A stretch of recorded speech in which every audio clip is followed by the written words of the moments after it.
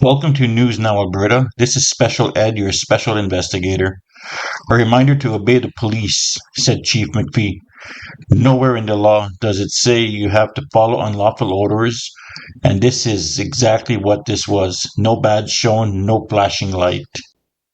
This is a story of Haley Nahemko White, a 17-year-old girl who was tackled and brought to the ground hard because two tyrants said she fit the description of someone dangerous. She was dressed with a black hoodie and black track pants. 90% of the girls at Edmonton have this outfit.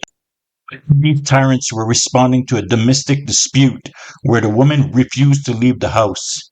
If she refused to leave the house, why are you attacking someone that is walking outside?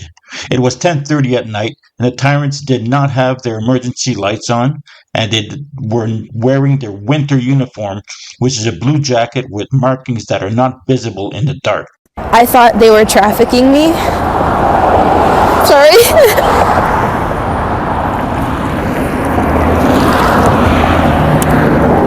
Haley Nahemko White still can't believe what happened earlier this week as she walked toward Londonderry Mall. I had an unmarked SUV come pull up to me, and they said that they were police, and I didn't see any logos or nothing. They didn't turn on their lights at all. The 17-year-old says the man told her if she ran, she'd be tased, and she panicked and took off.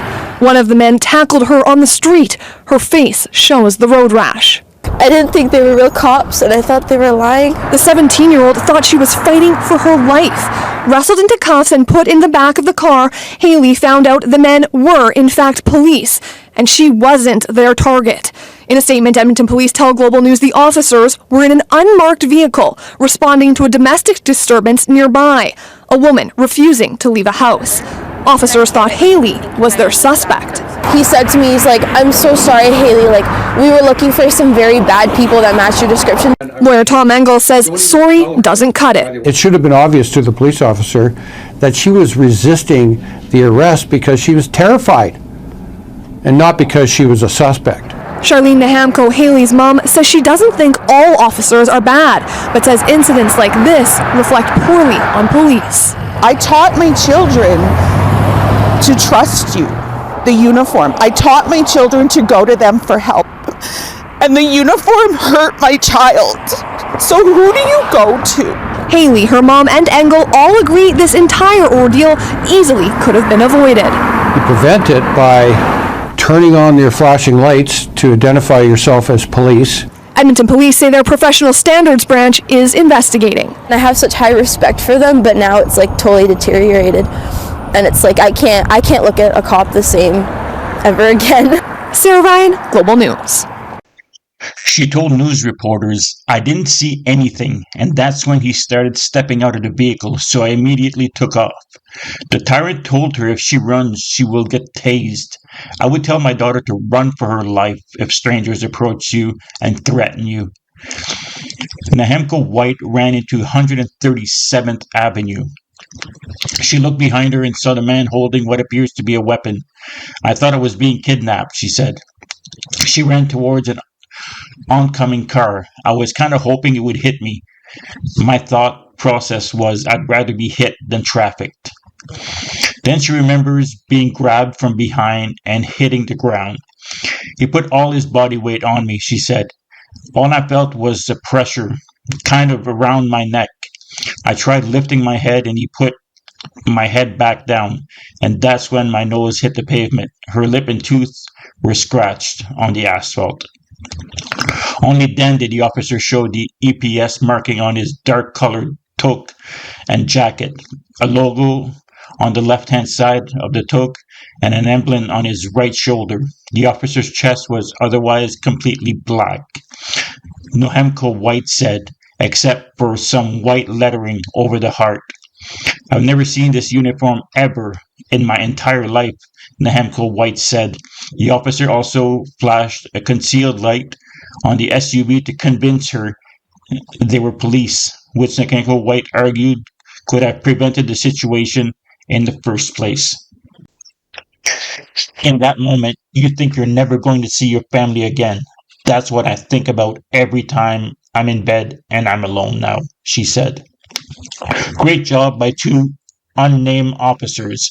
Now, this young lady will always be scared of cops, and you wonder why there's such a distance between cops and normal people. We all know they will investigate themselves and find nothing wrong. Chief McPhee is already covering their butts by saying that you should always do what the officer tells you, and that it's a crime to run from the cops. It's a crime only if she is detained. Did they mention she was detained? This could have been all good if they would have turned their lights on, so the poor scared lady would have known she was not being kidnapped. Many experts came out and stated that this was a complete failure on the EPS side. The victim was allowed to walk away because due process was not followed.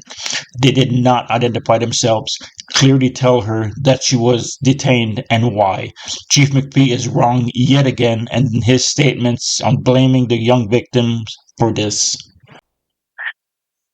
Tope Oriola is an internationally recognized expert in police reform. His research focuses on policing, use of force, and terrorism.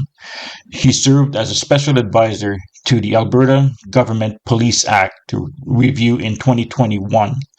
Ariola questions why police sent an unmarked police vehicle to the domestic dispute.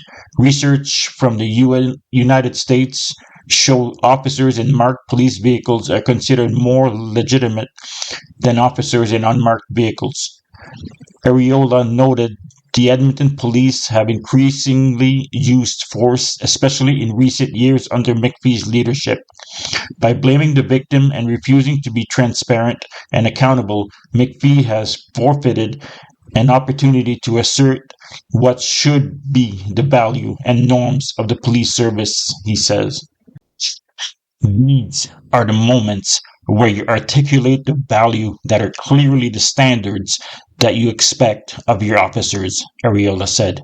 When you don't do that, you're sending a subliminal message to the rank and file that regardless of what you do, I will protect you. We have your back, and in such cases, you are eroding public trust. The Edmonton Police Service said the woman from the initial domestic violence call was never arrested. Yep, wasted so much time attacking a 17-year-old girl that the other woman got away.